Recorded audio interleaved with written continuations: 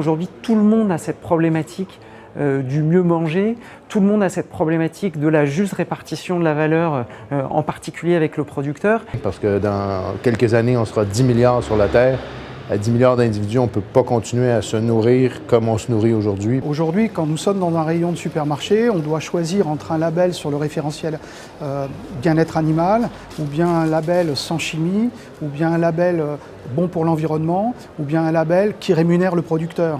Comment fait-on demain une forme de hiérarchie et donc de convergence entre ces différentes dimensions ? Faut-il créer des lois pour déterminer les bornes de la responsabilité sociale de l'entreprise ? Nous avions défendu il y a longtemps, dans des cercles de pensée qui sont bien identifiés, qui ne viennent pas de n'importe où, qui sont féconds, auxquels j'adhère, cette idée d'inscrire dans le Code civil un cap pour redéfinir l'entreprise du XXIe siècle. Si demain on inscrit ça dans la loi, premièrement ça sera un lien contentieux, et deuxièmement ça pourra faire l'inverse de ce qu'on a envie de faire, c'est-à-dire de mettre en place des choses alibi dans les entreprises pour cocher la case de la responsabilité sociale et environnementale. On refuserait à l'État de créer des normes et on s'autoproclamerait capable de dire quelle est la bonne agriculture, quelle est la bonne pratique, quelle est la bonne manufacture, quel est tout ça. C'est ce que font les entreprises en proclamant le RSE et en créant des normes privées avec des sociétés de notation qui sont à leurs mains puisqu'elles ont un contrat commercial qui les lie. La charge des pouvoirs publics, c'est peut-être effectivement d'apporter la norme qui permettent ensuite d'assurer la transparence de cette démarche et d'assurer la capacité ensuite à nos concitoyens de faire les choix en connaissance de cause. Bien souvent, même nos parlementaires confondent le droit et la morale. C'est-à-dire qu'ils légifèrent à tout va sur des sujets d'immédiateté sans se rendre compte que ça a, sans étude d'impact au fond. Ce qui se passe sur les réseaux sociaux, la génération des plus jeunes aujourd'hui produit de la norme sociale qui, dans le milieu de l'alimentation, dans le métier de l'alimentation, tire une révolution qui change complètement la notion de responsabilité des entreprises. Et c'est pourquoi, en ce qui me concerne, j'estime que le débat qui consiste à savoir si la loi Pacte va entraîner un risque supplémentaire pour les entreprises ou pas, c'est un débat du passé.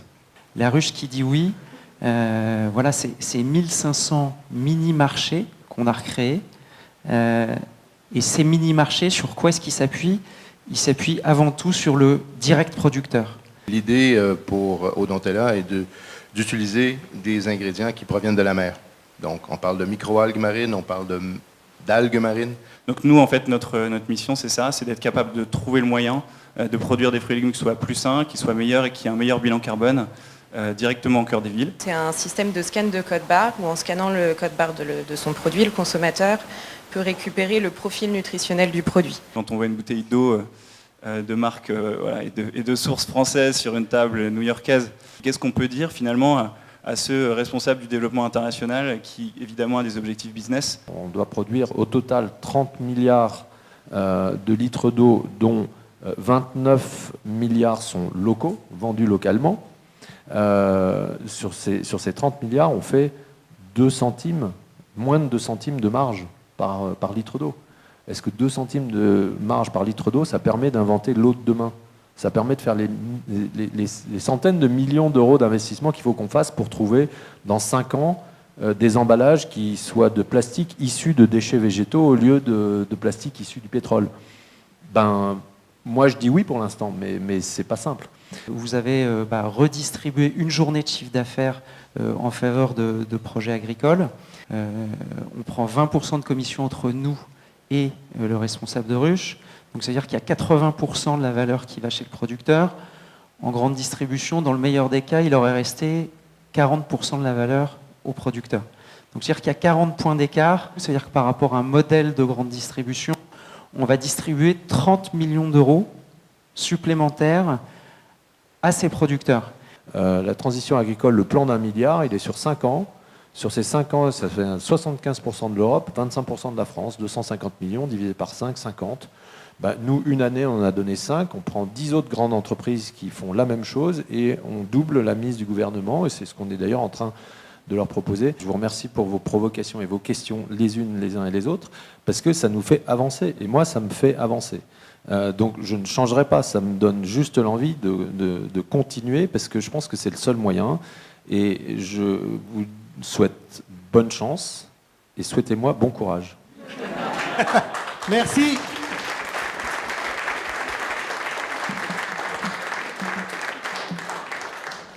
Aujourd'hui, il y a une défiance qui est en partie portée par cette communication qui est très verticale, publicité télévisée. Et je pense qu'aujourd'hui, l'enjeu, c'est d'horizontaliser le rapport de force entre les consommateurs et les marques et d'engager le consommateur dans le développement des produits. Si nous voulons aider à un effort de transparence et d'acculturation du consommateur, il faut sans doute que naissent des référentiels avec des tiers de confiance qui permettent petit à petit d'étalonner, d'éclairer, d'harmoniser les référentiels RSE des différents groupes. Et puis aussi la vision d'Emmanuel Faber intéressante, l'argent produit par l'entreprise ne doit pas servir qu'à récompenser les actionnaires, mais aussi partager et investir pour un bien commun. Plus vous êtes gros, plus notre capacité à ne pas voir est grande. Et aller à la rencontre en permanence de la société civile, des jeunes créateurs d'entreprises, des associations, des fédérations, du monde qui nous entoure, c'est notre responsabilité.